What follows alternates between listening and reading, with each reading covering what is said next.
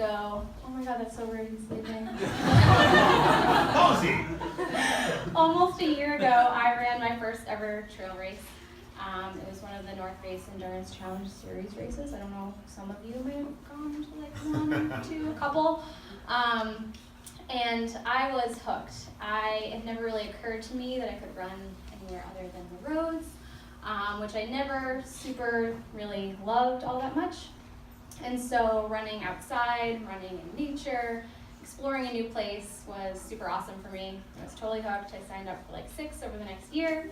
And I'm going to tell you the story today about my second trail race, which I also like to call that time I got lost in the woods, or the time that I decided to finally purchase a GPS watch. And so this was down in DC. It was another one of the North Face Endurance Challenge Series races. And I had been told this race is pretty straightforward. It's not technical.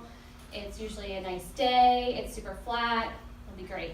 So we went down, and I was not really expecting much of a challenge. But the day ended up being very cold, very rainy. It rained all night, and we saw some snowflakes. And I had volunteered to go last on my team.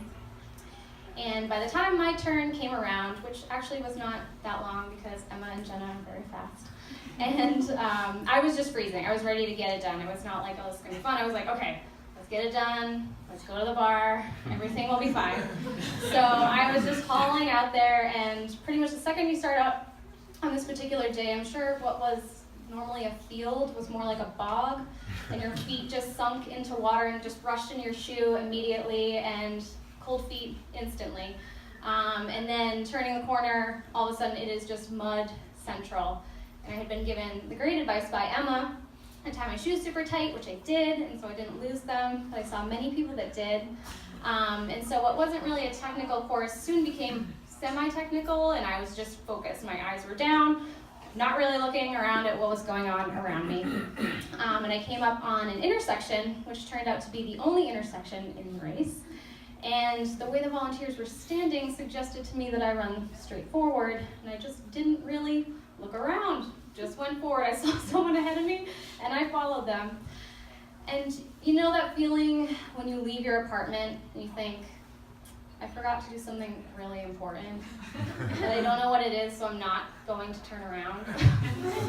I do that a lot, and I had that feeling, but I didn't turn around. I just kept going because I was so distracted by the fact that I was passing all these people. And this is my second ever race, so I was like, I am amazing. I don't know what happened. I am crushing all these people. They are moving so slowly. The mud is not a factor. I am cruising. And I just was on this adrenaline kick. But I knew it was an out and back, and suddenly I realized I've gone far too far. Definitely farther than 3 miles, but I don't have a watch of any kind, so I don't know how long it's been or how far I've gone. And suddenly it occurs to me that the deep burnt orange I'm seeing on a lot of people's bibs is not the same as my red.